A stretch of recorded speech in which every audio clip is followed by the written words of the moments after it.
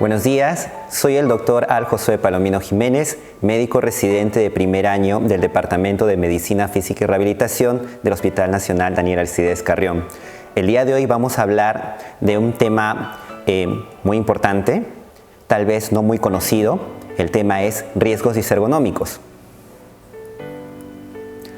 Bien, vamos viendo a grosso modo los temas que vamos a tratar. Vamos a primero definir los riesgos disergonómicos, luego vamos a hablar de factores ergonómicos, de riesgos y factores de riesgos disergonómicos y vamos a tener como referencia la normativa nacional.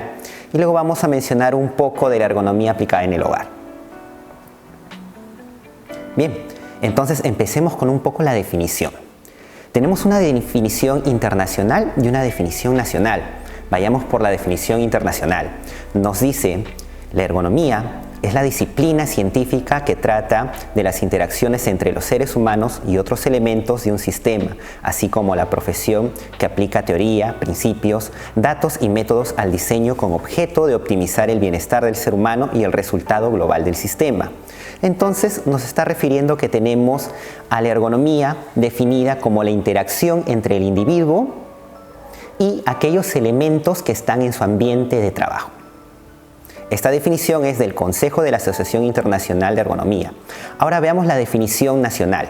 Según la Resolución Ministerial 375-2008, Norma Básica de Ergonomía, la cual nos indica que la ergonomía, llamada también ingeniería humana, es la ciencia que busca optimizar la interacción entre el trabajador, máquina y ambiente de trabajo con el fin de adecuar los puestos, ambientes y la organización del trabajo a las capacidades y limitaciones de los trabajadores con el fin de minimizar el estrés, la fatiga y con ello incrementar el rendimiento y la seguridad del trabajador. Vemos que la definición de nuestra normativa nacional engloba más cosas y describe más cosas. No solamente nos habla de la interacción entre el individuo y el ambiente en el cual trabaja, sino con aquello con lo que se relaciona y el fin que busca la ergonomía. Busca brindarle seguridad, busca mejorar su calidad de vida al realizar este trabajo. Bien, como parte de la definición, entonces tenemos tres cosas englobadas en ergonomía. Tenemos al individuo, a la persona que va a realizar el trabajo, la herramienta con la cual va a realizar el trabajo y el ambiente en el cual va a realizar este trabajo. Y la interacción entre estos tres nos va a dar esta ergonomía. Entonces, como definición, evaluemos primero cada uno de estos ítems. Veamos primero a la persona y vemos que la persona va a tener características que puede ser más grande, más pequeña, algo corpulenta, menos corpulenta, un poco más delgada, que puede tener limitaciones tal vez para el desplazamiento porque va a requerir apoyos mecánicos como una silla de rueda, o también los grados académicos porque estos le van a permitir poder desarrollar uno u otro trabajo. Entonces vemos que este individuo se va a desarrollar o va a desarrollar con herramientas y en un ambiente ese trabajo. Pero la ergonomía nos habla de la interacción que tiene con estos. Vimos que el individuo tiene ciertas características físicas, también mentales, en base a la preparación que pueda tener. Ahora vamos a ver cómo se interacciona con estas herramientas, las cuales también van a tener características por el tamaño, el material del cual están hechos, el peso, el asa a través del cual puede acogerlo, y tener en cuenta que no solamente son estas herramientas que estamos viendo aquí, que pueden ser de madera, pueden ser de metal, sino también la parte tecnológica y electrónica, como el teclado, el mouse, la computadora, una pantalla de visualización que no necesariamente debe estar en su mesa, sino puede estar en la pared, y el ambiente en el cual va a trabajar, el cual también va a tener sus características con las cuales va a tener que interaccionar. Este ambiente puede ser muy grande, muy pequeño, puede tener ruido, puede tener demasiada luz, puede tener poca luz, entre otras características. Y la ergonomía nos va a hablar de la interacción de este individuo con las herramientas y con el medio ambiente en el cual va a desarrollar ese trabajo. Bien, ahora veamos los factores ergonómicos. Definimos la ergonomía. Ahora vamos a ver estos factores ergonómicos que son en base a esas características que tienen estos tres. que hemos mencionado, ¿no? El individuo y sus características, las herramientas con las que trabaja sus características, el ambiente en el que trabaja y las características. Y la interacción que tienen estos tres me van a dar estos factores ergonómicos. Y vamos a tener factores físicos, factores cognitivos y factores organizacionales. Ahora vamos a hablar de cada uno de ellos. Bien, factores físicos, como su mismo nombre lo dice, vamos a ver aquellos elementos físicos que van a intervenir. ¿Qué vamos a encontrar aquí? El espacio y el lugar de trabajo, las condiciones ambientales, la maquinaria, los equipos, las herramientas, el mobiliario, los espacios libres que se van a encontrar entre estos puestos de trabajo, la superficie de trabajo, los alcances que va a tener dentro de este espacio de trabajo, las señales, los mandos, los controles, la pantalla de visualización de datos en aquellos que trabajan con equipos electrónicos, la manipulación de materiales, las posturas de trabajo, los movimientos que se realizan para hacer este trabajo. Aquí vemos unas pequeñas ilustraciones en las cuales vemos distintos ambientes de trabajo, en los cuales tenemos un horno de fundición. La temperatura va a ser muy distinta, el equipo de protección que van a usar para estar expuestos también va a ser muy distinto y los condicionamientos que va a tener el trabajo también. Tenemos a su lado la imagen de una oficina en la cual los riesgos de exposición o aquel ambiente en el cual se va a desarrollar el trabajador también es muy distinto. Vemos a un lado las imágenes de cómo se realiza la carga manual de forma esquemática y algunas recomendaciones de cómo se debe hacer. Y al lado tenemos herramientas, cómo es la disposición de estas herramientas para tener un orden, cómo podemos alcanzar adecuadamente a ellas, que también va a tener su lógica y va a estar descrito dentro de la ergonomía. Vemos factores cognitivos, los cuales van a implicar la memorización, la percepción, el razonamiento, la respuesta motora. Entonces, estos factores cognitivos son importantes dependiendo del ambiente en el cual vamos a realizar nuestro trabajo. Si vamos a liderar un grupo de personas, tenemos que tener ciertas características. Si vamos a trabajar con gran cantidad de información porque va a ser requerida puntualmente ciertas cosas en un momento determinado como en un juicio o en un momento determinado como en una atención médica. Ahora veamos los factores organizacionales. Entendamos por organizacional aquella organización, aquel ente viviente llamado empresa.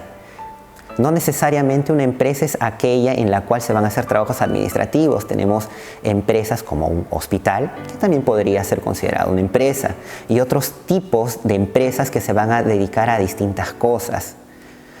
Ahora, ¿cuáles son estos factores organizacionales? El tiempo de trabajo, el ordenamiento del trabajo, el trabajo en equipo, la cultura organizacional, la formación de estos trabajadores, la comunicación que hay entre estos trabajadores y entre los niveles de los trabajadores, la participación que se le permite al trabajador dentro de la empresa.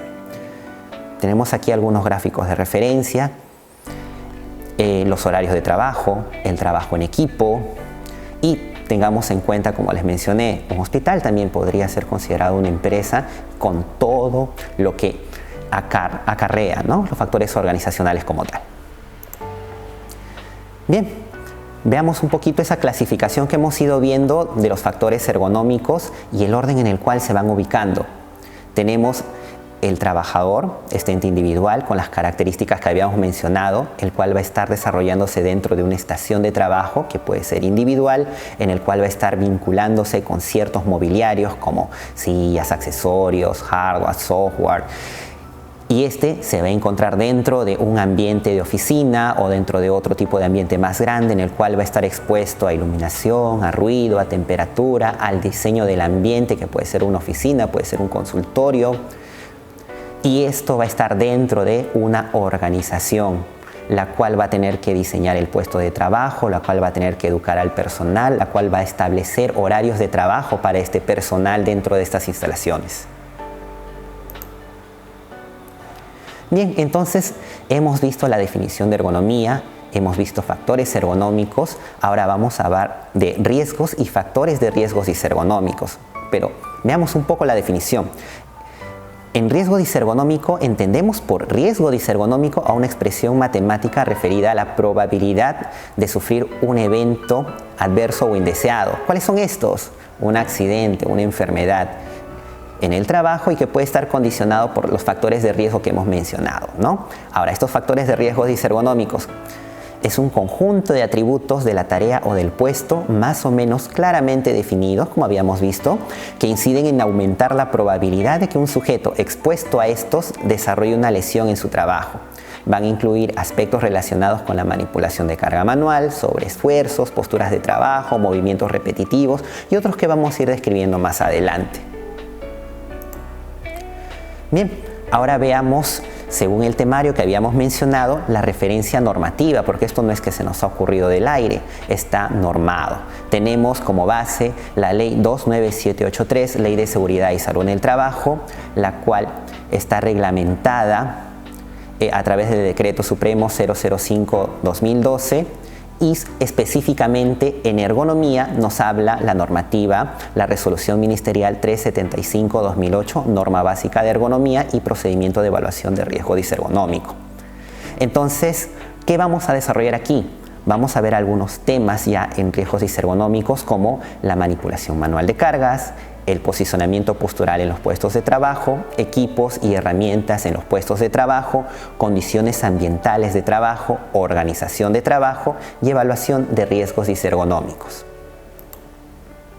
Bien, al respecto de la manipulación manual de carga, tengamos en cuenta que todo aquello que pesa más de 3 kilos es considerado una carga y de que ya está establecido algunos límites para poder efectuar esta carga.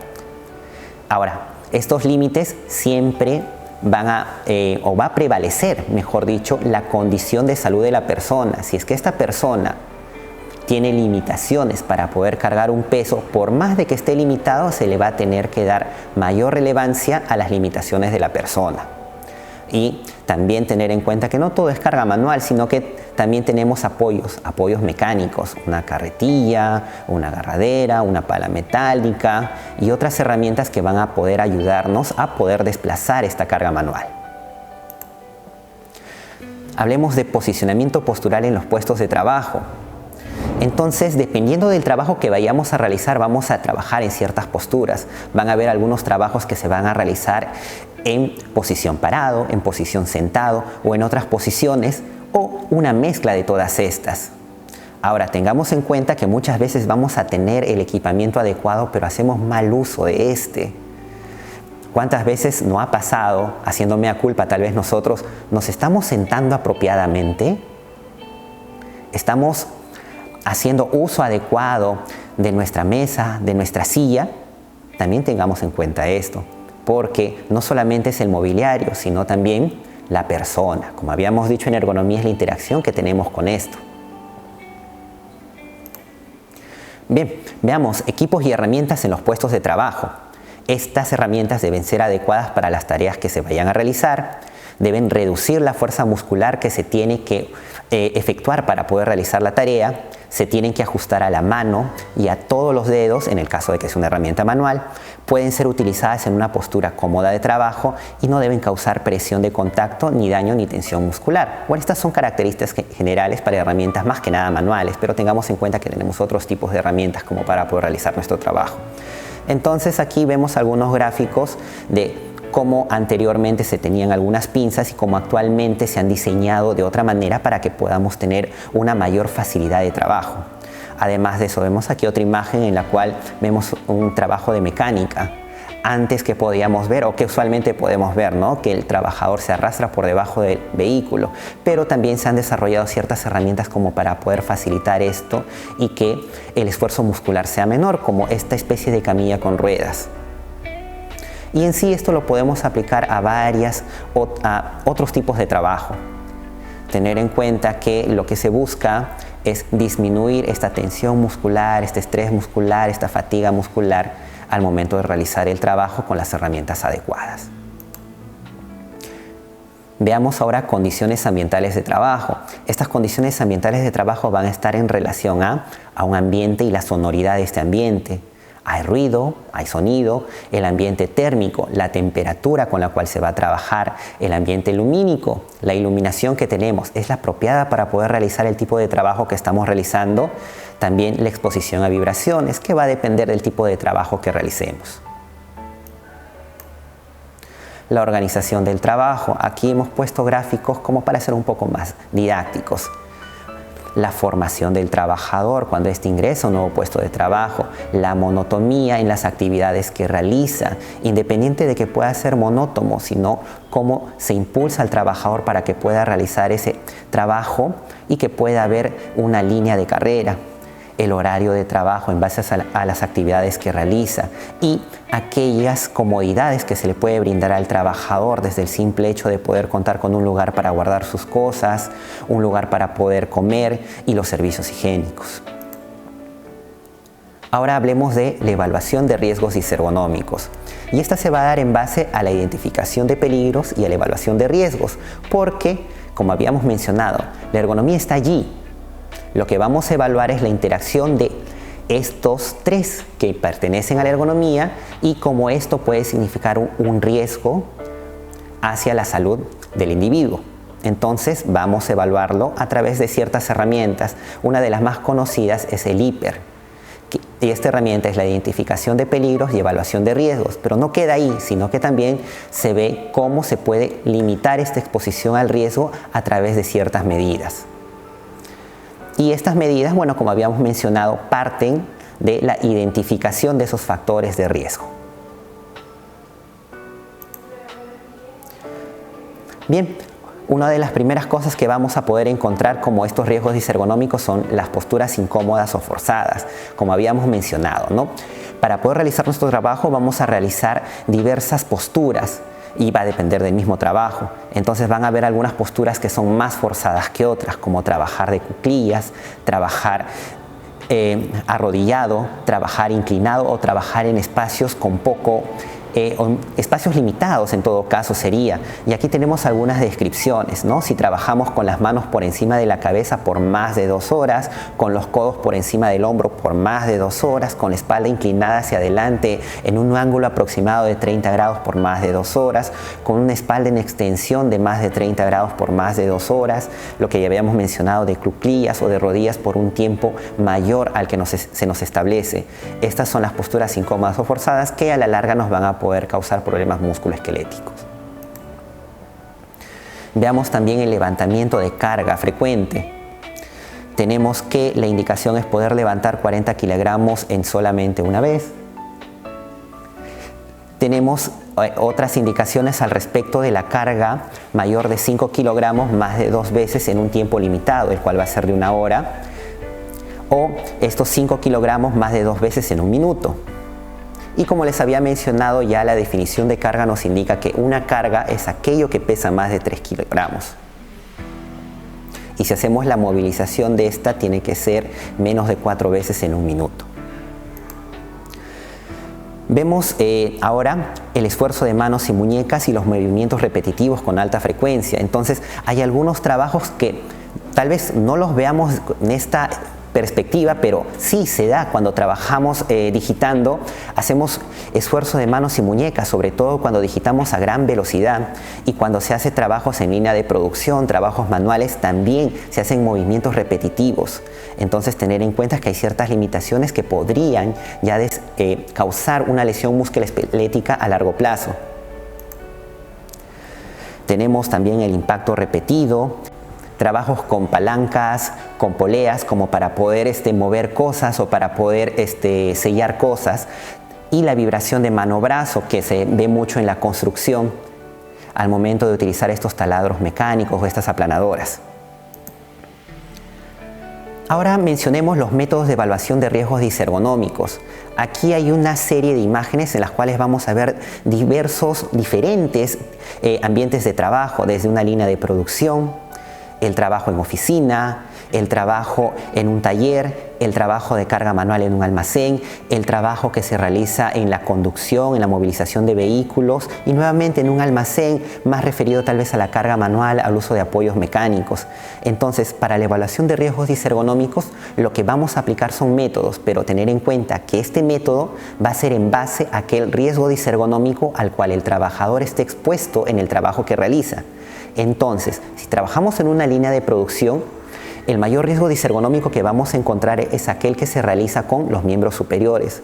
Si trabajamos en un ambiente de oficina, vamos a tener otro tipo de método porque vamos a evaluar un trabajo mayormente realizado en sedestación y así sucesivamente según las otras imágenes en el trabajo de conducción, tal vez un enfoque un poco más psicológico, un enfoque un poco más físico al respecto de la vibración. Cuando trabajamos con carga manual, tal vez enfocarnos netamente a la carga manual. Y así tenemos una relación de métodos los cuales también nos los proporciona la normativa, o mejor dicho, nos los comenta como para poderlos aplicar. Y vamos a ver al menos a grosso modo algunos de ellos, ¿no? Cuando nos hablan del método Ergo-IBB, el método RULA, estos son para evaluar riesgos disergonómicos en miembros superiores. El método Job Strain Index también es para miembros superiores. En el caso del método ROSA, esto es más diseñado para ambientes de escritorio, ambientes de oficina. El método REVA, en el caso de que se realice un trabajo de cuerpo entero, o sea que se van a realizar mayor cantidad de actividades. En el caso del método OWASP ya nos hablan de algunas características en el caso de que no se realicen actividades repetitivas y así dependiendo del tipo de trabajo que se realice se van a poder aplicar diversos métodos. Tenemos el método Ergo Cargas, que como su mismo nombre lo dice es para poder ver cargas, y también no dejemos de lado aquellos aspectos cognitivos, aquellos aspectos organizacionales, por ejemplo el método LES, el cual es desarrollado por el Laboratorio de Economía y Sociología del Trabajo, en el cual se van a ver aspectos cognitivos, aspectos organizacionales como factores de riesgo disergonómico. Bien, y ya para terminar, hablemos de ergonomía del hogar. Tengamos en cuenta que en el trabajo pasaríamos de 6 a 8 horas, pero ¿qué pasa con el resto de las horas de estas 24 horas del día? ¿Las pasamos en el hogar o las pasamos desplazándonos de un lugar a otro? Entonces también tener en cuenta que para todo va a estar aplicado la ergonomía, el hecho de cómo cargo las bolsas de la compra, cómo organizo los estantes en la casa, dónde estoy colocando los platos, la forma en la cual estoy haciendo, cuando me siento en la mesa para comer, cuando levanto una caja dentro de la casa o cuando movilizo quizás algún objeto dentro de la casa. En el caso tal vez de planchar, de lavar, de cocinar, de escribir, también se aplica la ergonomía. En el caso de cuando tomamos un vehículo, también cómo es que subimos a este transporte, cómo es que bajamos de ese transporte. Y así vamos a ver que la ergonomía está relacionada en muchas de las actividades, por no decir en todas las actividades en el día a día. Y vamos a procurar a trabajar con esas herramientas, unas que nos puede dar el trabajo y otras que nosotros mismos proveemos para nuestras actividades del día a día. Y sobre todo tener en cuenta que uno de los factores es el individuo, uno de los factores es uno mismo. ¿Qué hace con el medio? ¿Cómo se relaciona con el medio? Como les había mencionado anteriormente, yo puedo tener una silla ergonómica al 100%, pero ¿cómo la estoy usando? Yo tengo un celular. ¿Cómo lo estoy usando? ¿Lo estoy cogiendo hasta que me duele el brazo? Ya eso es parte de cómo yo estoy manejando la ergonomía como individuo. Tengamos en cuenta, reitero, que muchas de las lesiones musculoesqueléticas causadas por factores disergonómicos son provocadas por el mismo individuo. Entonces, tengámoslo en cuenta. Gracias por su atención. Espero que nos podamos encontrar tal vez desarrollando algún otro tema. Hasta pronto.